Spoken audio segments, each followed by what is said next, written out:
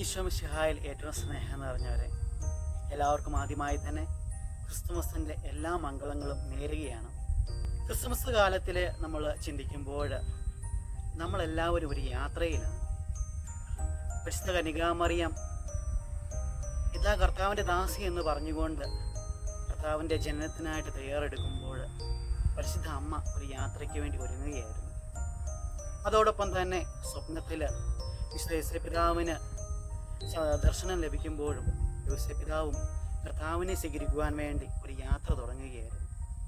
നമ്മളും ഇന്ന് അതേ കാലഘട്ടത്തിലാണ്. കർത്താവിനെ സ്വീകരിക്കുവാൻ ഒരുങ്ങുകയാണ്. ഒരുങ്ങുന്നതോടൊപ്പം തന്നെ അവനോടൊപ്പമുള്ളൊരു യാത്രയ്ക്ക് നമ്മളും തയ്യാറെടുക്കുകയാണ്. ആദ്യമായിട്ട് തന്നെ നമ്മൾക്ക് ചിന്തിക്കുമ്പോൾ നമ്മളെല്ലാവരും ഒന്നല്ലെങ്കിൽ മറ്റൊരു തരത്തിൽ കർത്താവുമായിട്ട് ബന്ധപ്പെട്ടവരാണ്. ക്രിസ്ത്യാനി എന്ന നിലയിൽ കർത്താവിനെ സ്വീകരിക്കുമ്പോഴും അവൻ്റെ വചനം പ്രഘോഷിക്കുമ്പോഴും നമ്മളെല്ലാവരും അവൻ്റെ യാത്രയിൽ പങ്കുകാരാണ്. ക്രിസ്തുമസ് എന്ന് പറയുമ്പോൾ ഈ മിഷനിൽ ജീവിക്കുമ്പോൾ എൻ്റെ ഉള്ളിൽ യാത്രകളെക്കുറിച്ചാണ് ചിന്തകളെല്ലാം വരുന്നത്. പരിശുദ്ധ അമ്മയും യോസേപ്പിതാവും തുടങ്ങിയ യാത്ര ഇന്നും നമ്മൾ മുന്നോട്ട് പോയിക്കൊണ്ടിരിക്കുകയാണ്. അപ്പോൾ ആ യാത്രയിൽ പങ്കെടുക്കുവാൻ വേണ്ടി കർത്താവ് ഈ ക്രിസ്തുമസ് വേളയിൽ നമ്മളെല്ലാവരെയും മാറി മാറി വിളിക്കുന്നുണ്ട്. നമുക്ക് അവൻ്റെ ആ സ്വരത്തിന് വേണ്ടി കാതോർക്കാം. അതോടൊപ്പം തന്നെ അവൻ്റെ യാത്രയിൽ പങ്കുചേരുവാൻ വേണ്ടി നമുക്ക് പരിശ്രമിക്കാം.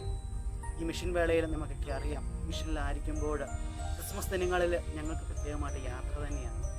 കാരണം ക്രിസ്മസിൽ കർത്താവ് നമുക്ക് കാണിച്ചെന്ന സന്ദേശം അതുതന്നെയായിരുന്നു. കാരണം അവൻ ജനിച്ച ഉടനെ തന്നെ പരിശുദ്ധ അമ്മയും വിശുദ്ധ അവനെയും കൊണ്ട് ഈജിപ്തിലേക്കുള്ള യാത്ര തുടങ്ങിയിരുന്നു.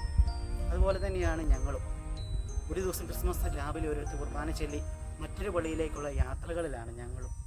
ഓരോ യാത്രയിലും ഞങ്ങൾ കർത്താവിനെ കൊടുക്കുവാൻ വേണ്ടി കൂടുതൽ ശ്രമിക്കുന്നു.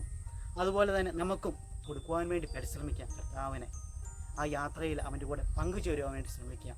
ഒരു നല്ല യാത്ര ഈ ക്രിസ്മസ് ദിനത്തിൽ നിങ്ങൾക്ക് എല്ലാവർക്കും നേരുന്നു.